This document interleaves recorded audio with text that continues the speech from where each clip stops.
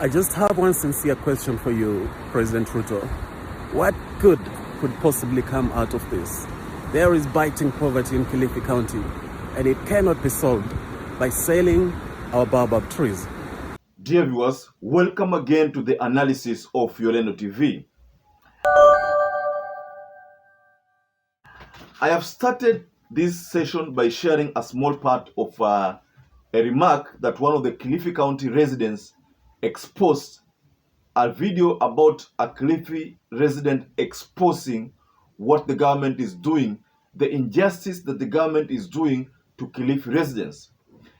I have been to KILIFI several times, and I can attest that KILIFI is one of the tourist attraction county that most tourists like to frequent, and the place is conducive for tourism, both ecotourism, domestic tourism, and the blue economy. The place is ripe for those. So in that video that I shared when I started this session, the government is being accused of exporting Baobab tree to a country, a European country, and that person exposed the country to be Georgia, a European country. This is contrary to what the government promised. The government promised of planting, I don't know whether it's 1 billion trees or 1 million trees. I'm not sure about the figures, but the government promised to plant more trees. But the government is exporting trees to other countries. According to the video, that I'll share the complete video in a short while, the person who is exposing these details is saying that the European country is opting for a quick fix. They don't want to plant Baobab tree, so they opt to have it exported to their country. The government of Kenya has approved the export of Baobab trees from KILIFI County to Georgia. Ancient trees that are more than 100 years old are being uprooted whole to be exported to a European country that does not want to take the time to plant their own trees. This is the fast food quick fix mentality that is messing up the world. I just have one sincere question for you, President RUTO. What good could possibly come out of this? There is biting poverty in KILIFI County, and it cannot be solved by selling our Baobab trees. It can be solved by revamping the blue economy.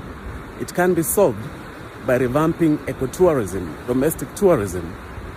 KILIFI County is one of the most beautiful places on earth, and there is no reason why we shouldn't ensure that people flock here in a manner that is good for the local people and good for the environment.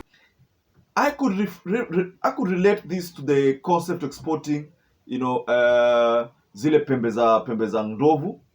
It's illegal.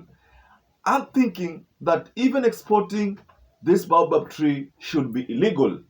I don't know about the law, what the law says, or whether the law allows it, but to my understanding, cutting trees is illegal. That is why you find that most of the time when these border riders, they go to places like Bamba in a bid to maybe secure maybe vitu kama makaa, and then along the way they normally meet those police assigned to, is it wildlife or those kind of environment, but those police normally arrest them because they are carrying makaa which has been prepared as a result of cutting trees.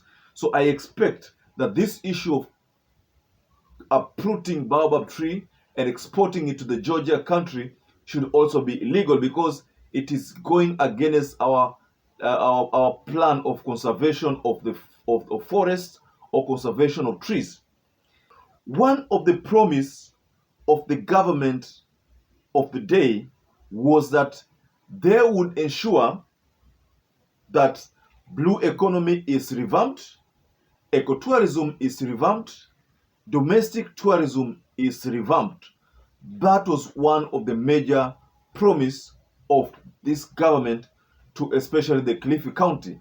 You remember during the campaign season, this Kenya Kwanza people toured county after county, and in each county they were doing what you call probably signing of charters, getting to talk to the people and promising the people what they will do to those countries.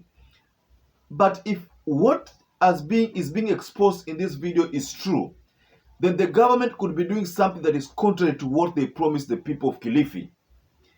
Blue economy, domestic tourism, ecotourism to be revamped, that was one of the biggest promise. And I remember hearing Aisha Juma and Amaso Jefa Kingi talk about this extensively. But now, if a local resident of KILIFI County has exposed such an act taking place in KILIFI, then what are the likes of Amason Kingi, likes of Aisha Juma, and a host of other leaders who would come to the Kenya Kwanza faction doing about it?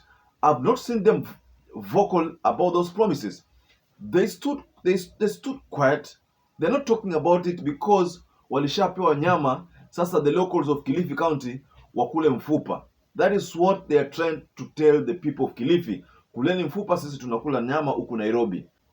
Honestly, KILIFI County, like I said, is one of the best counties, and I must admit, I always visit the county probably twice a month, and Baobab tree is cherished there. So as to why they are killing Baobab trees, I don't know. I find this is something totally illegal if perhaps it happened, and this is something unacceptable, and this is something that should be taken seriously by probably the investigative authority so that they can find out whether this is true. If it's indeed true, then people should be apprehended. Ladies and gentlemen, kindly share what your thoughts are regarding this video. And the president has been told directly that umetuangusha, and you promise that A and you're doing B. Umetuangusha. Stay safe, stay blessed until we catch up again in our next analysis.